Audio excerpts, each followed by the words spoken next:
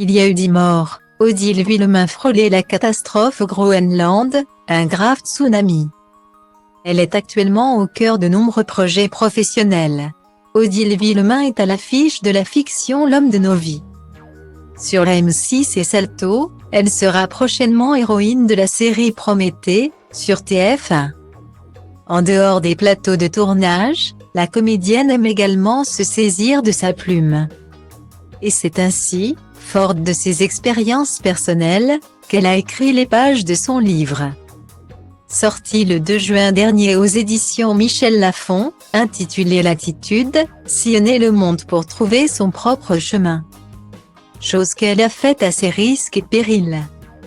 Quand j'ai décidé de partir au Groenland, j'ai eu une peur immense, admet-elle dans le magazine La Fringale culturelle. J'avais la boule au ventre. J'avais des craintes de ce voyage car je savais au fond que ça annonçait une vraie période de transformation. C'est comme si le corps savait avant vous que quelque chose de spirituel vous attendait.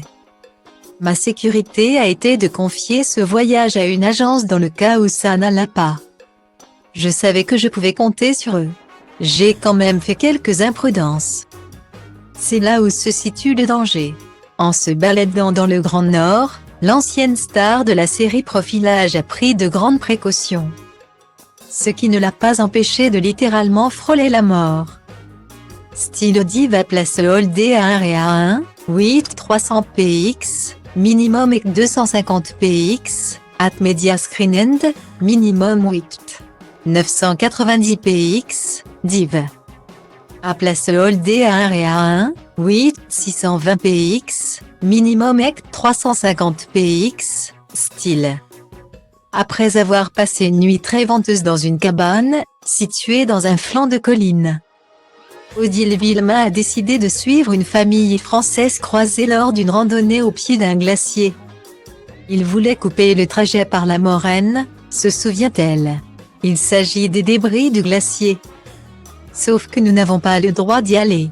C'est dangereux tout simplement parce que si un bout de glacier tombe, c'est la porte ouverte à un tsunami. Les gens avec qui je suis veulent passer par là. Et moi, ayant peur des ours polaires, je ne veux pas partir seule de mon côté. Je les ai donc suivis. Nous sommes alors passés par ce chemin. Et le lendemain, il y a eu un tsunami et 10 morts. Si ce tsunami avait eu lieu quelques heures avant, lors de notre passage, nous ne serions plus là. Le destin a, heureusement, bien fait les choses pour elle. Retrouvez l'interview intégrale d'Odile Villemain dans le magazine La Fringale culturelle du 6 janvier 2023.